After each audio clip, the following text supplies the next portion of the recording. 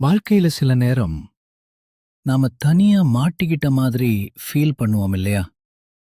இருட்டு, தனிமை, உதவிக்கு யாருமே இல்ல. அப்படித்தான் அன்னைக்கு அந்த சின்ன விதையும் உணர்ந்துச்சு. அம்மாடி! இது இது எந்த இடம்? ஏன் இவ்ளோ இருட்டா இருக்கு? யாராவது இருக்கீங்களா? ஹஹா! ஏய் சுட்டி பயலே, யா யார் அது? நான் தான். இந்த பாறை, நீ வந்து விழுந்து இருக்கையே, இது சாதாரண இடம் இல்ல. இது மரணக் குழி.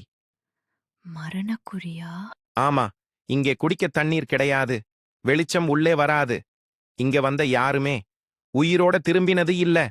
நீயும் காலி. நீங்க சொல்றது உண்மைதான் பாரு. அவர்களே, எனக்கு பயமா தான் இருக்கு.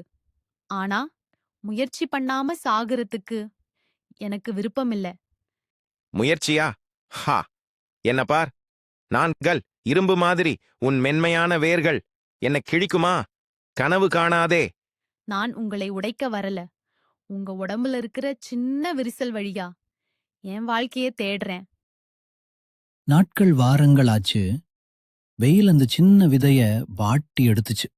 அப்பா, தொண்டை வறண்டு போச்சு. உடம்பெல்லாம் எரியுது. இப்போவாவது ஒத்துக்கோ, உனக்கு முடிவு வந்துடுச்சு. இல்ல, இன்னும் கொஞ்சம் இன்னும் கொஞ்சம் ஆழமா போறேன். ம்ம். ஆ, என்ன சத்தம் இது? மழை.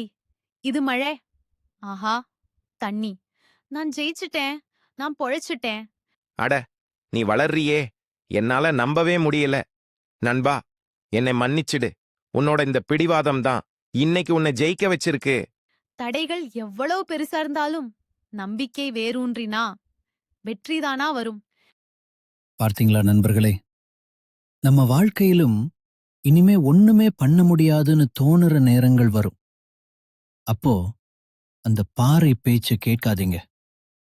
அந்த விதை மாதிரி விடாப்பிடியா நில்லுங்க. ஏன்னா உங்களை வீழ்த்துறதுக்காக உலகம் காத்திருக்கலாம். ஆனா உங்களை வாழ வைக்க ஒரு மழைத்துளி கண்டிப்பா வரும். Never give up.